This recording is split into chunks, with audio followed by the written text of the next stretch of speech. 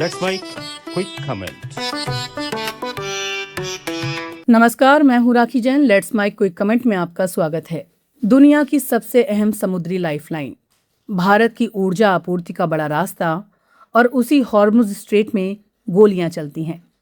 सवाल सिर्फ इतना नहीं कि दो जहाजों को रोका गया, सवाल ये है क्या भारत की ऊर्जा सुरक्षा अब सीधे जियोपॉलिटिकल टकराव की जद में आ गई है। हॉर्मुज स्ट्रेट में भारत से जुड़े जहाजों पर फायरिंग की खबर ने पूरे क्षेत्र में हलचल मचा दी है। रिपोर्ट्स के मुताबिक इस्लामिक रेवोल्यूशनरी गार्ड कॉर्प्स ने भारत आ रहे जहाजों को रोका, उन्हें रास्ता बदलने पर मजबूर किया और इस दौरान गोलीबारी भी हुई। कुछ जहाजों ने यू टर्न लिया, एक जहाज को नुकसान पहुंचा जबकि एक किसी तरह स्ट्रेट पार कर पाया। ये घटना ऐसे समय हुई है जब अमेरिका और ईरान के बीच तनाव अपने चरम पर है और हॉर्मुज स्ट्रेट पहले से ही वैश्विक निगाहों के केंद्र में है। भारत ने इस पर तुरंत कड़ा रुख अपनाया। Ministry of external affairs India ने ईरान के राजदूत को तलब कर स्पष्ट कहा कि भारतीय जहाजों और नाविकों की सुरक्षा से कोई समझौता नहीं किया जा सकता। भारत ने यह भी याद दिलाया कि अतीत में ईरान ने भारतीय जहाजों को सुरक्षित रास्ता दिया है, इसलिए इस बार भी उसी भरोसे को कायम रखना जरूरी है। लेकिन इस पूरे घटनाक्रम के बीच एक नया मोड़ तब आया जब भारत में ईरान के प्रतिनिधि डॉक्टर अब्दुल मजीद हकीम इलाही सामने आए। उन्होंने कहा उन्हें भारतीय जहाजों पर किसी हमले की जानकारी नहीं है। उन्होंने ये भी जोड़ा कि भारत और ईरान के रिश्ते मजबूत हैं और ईरान जंग नहीं चाहता बल्कि शांति का पक्षधर है। ये बयान अपने आप में कई सवाल खड़े करता है। अगर फायरिंग हुई तो फिर इसकी जानकारी क्यों नहीं, और अगर जानकारी नहीं है तो क्या ये कार्रवाई किसी स्थानीय या सैन्य स्तर पर हुई बिना आधिकारिक पुष्टि के। ये वही धुंध है जिसमें इस पूरी घटना को समझना होगा। दरअसल हॉर्मुज स्ट्रेट इस समय एक व्यापारिक मार्ग नहीं बल्कि शक्ति प्रदर्शन का केंद्र बन चुका है। एक तरफ डोनाल्ड ट्रंप की ओर से ईरान पर दबाव बढ़ाने की रणनीति है, नाकेबंदी, चेतावनी और संभावित सैन्य कार्रवाई तक। दूसरी तरफ ईरान ये संकेत दे रहा है कि वो स्ट्रेट पर नियंत्रण मजबूत करेगा और अपने हितों की रक्षा के लिए सख्त कदम उठा सकता है। इसी टकराव के बीच ये घटना हुई है जहां नागरिक जहाज भी इस तनाव की चपेट में आते नजर आ रहे हैं। हॉर्मुज स्ट्रेट से दुनिया के कुल तेल का बड़ा हिस्सा गुजरता है।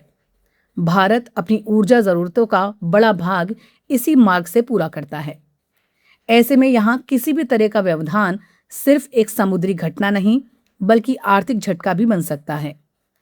अगर जहाजों की आवाजाही बाधित होती है तो उसका सीधा असर तेल की कीमतों पर पड़ेगा, और तेल महंगा होता है तो महंगाई बढ़ती है, यानी असर सीधे आम लोगों तक पहुंचता है। इस घटना के बाद कई जहाजों ने अपने रास्ते बदल दिए। ये सिर्फ सुरक्षा का मामला नहीं बल्कि भरोसे के टूटने का संकेत है। जब अंतर्राष्ट्रीय जलमार्ग पर जहाज सुरक्षित महसूस नहीं करते तो वैश्विक व्यापार की रफ्तार भी प्रभावित होती है। इस पूरे विवाद में एक और अहम पहलू है कूटनीति की सीमाएं। हाल ही में पाकिस्तान में हुई अमेरिका ईरान वार्ता बेनतीजा रही।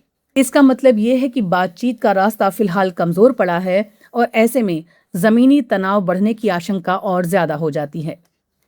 ईरान के प्रतिनिधि का ये कहना हमें जानकारी नहीं और हम शांति चाहते हैं, ये एक तरह से तनाव को कम करने की कोशिश भी हो सकती है।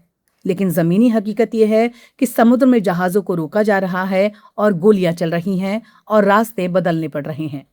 यानी बयान और हालात दोनों में अंतर साफ दिखाई देता है। भारत के लिए चुनौती दोहरी है। एक तरफ उसे अपने जहाजों और नाविकों की सुरक्षा सुनिश्चित करनी है, दूसरी तरफ इस संवेदनशील क्षेत्र में संतुलित कूटनीति भी बनाए रखनी है। ईरान के साथ रिश्ते भी अहम हैं और अमेरिका के साथ रणनीतिक साझेदारी भी। हॉर्मुज स्ट्रेट में चली गोलियां सिर्फ समुद्र में गूंजती आवाज नहीं है, ये उस बड़े टकराव की चेतावनी है जो वैश्विक राजनीति को नई दिशा दे सकता है। भारत के लिए सिर्फ विदेश नीति का सवाल नहीं बल्कि ऊर्जा, अर्थव्यवस्था और सुरक्षा तीनों का सवाल है। अब नजर इस बात पर है क्या ये तनाव यहीं थमेगा या फिर ये दुनिया की सबसे अहम समुद्री राह को संकट के सबसे बड़े मोड़ पर ले जाएगा। लेट्स माइक क्विक कमेंट में फिलहाल इतना ही। जुड़े रहिए लेट्स माइक के साथ। नमस्कार। आप सुन रहे थे let's mic more than radio. Follow कीजिए हमें हमारे सोशल मीडिया प्लेटफॉर्म्स पर।